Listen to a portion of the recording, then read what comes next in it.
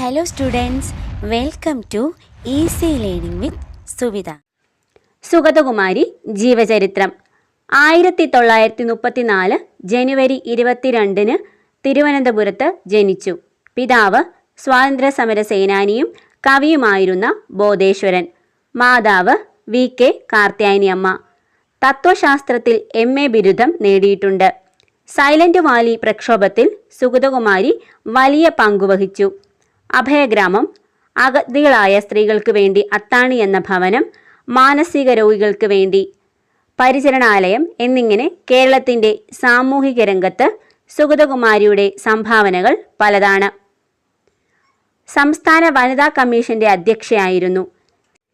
സ്ത്രീകളുടെ പ്രശ്നങ്ങൾ പരിഹരിക്കുന്നതിന് സുഗതകുമാരി അശ്രാന്തം പരിശ്രമിക്കുന്നു.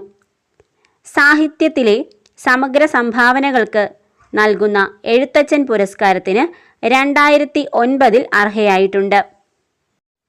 തിരുവനന്തപുരം ജവഹർ ബാലഭവന്റെ പ്രിൻസിപ്പലായിരുന്നു. കേരള സംസ്ഥാന ബാലസാഹിത്യ ഇൻസ്റ്റിറ്റ്യൂട്ട് പ്രസിദ്ധീകരിക്കുന്ന തളിര് എന്ന മാസികയുടെ ചീഫ് എഡിറ്ററാണ്.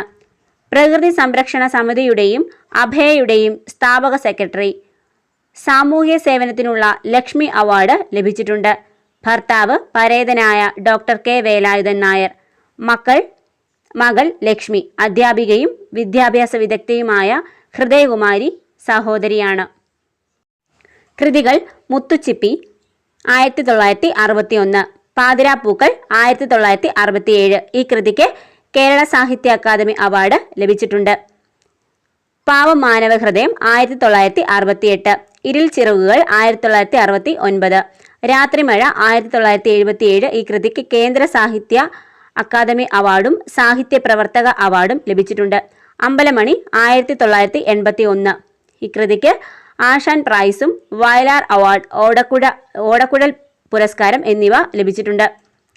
കുറിഞ്ഞിപ്പൂക്കൾ 1987. ഈ കൃതിക്ക് ആശാൻ സ്മാരക സമിതി മദ്രാസ് അവാർഡും ലഭിച്ചിട്ടുണ്ട്. തുലാവർഷപ്പച്ച ഈ കൃതിക്ക് വിശ്വദീപം അവാർഡ് ലഭിച്ചിട്ടുണ്ട്. രാധയെവിടെ 1995. ഈ കൃതിക്ക് അബുദാബി മലയാളി സമാജം അവാർഡ് ലഭിച്ചിട്ടുണ്ട്. കൃഷ്ണകവിതകൾ എന്ന കൃതിക്ക് ജന്മാഷ്ടമി പുരസ്കാരവും എഴുകോൺ ശിവശങ്കരൻ സാഹിത്യ അവാർഡും ലഭിച്ചിട്ടുണ്ട്. ദേവദാസി, വാഴത്തേൻ, മലമുകളിലിരിക്കെ, സൈലന്റ് വാലി, നിശബ്ദവനം, വായാടിക്കിളി ഇതൊക്കെയാണ് സുഗതകുമാരിയുടെ പ്രശസ്ത കൃതികൾ. സുഗതകുമാരിക്ക് ലഭിച്ച പുരസ്കാരങ്ങൾ നോക്കാം. 1968 പാതിരാപ്പൂക്കൾ എന്ന കൃതിക്ക് കേരള സാഹിത്യ അക്കാദമി പുരസ്കാരം ലഭിച്ചു. 1978 രാത്രിമഴ എന്ന കൃതിക്ക് കേന്ദ്ര സാഹിത്യ അക്കാദമി പുരസ്കാരം ലഭിച്ചു. 1982 അമ്പലമണി എന്ന കൃതിക്ക് ഓടക്കുഴൽ പുരസ്കാരം ലഭിച്ചു.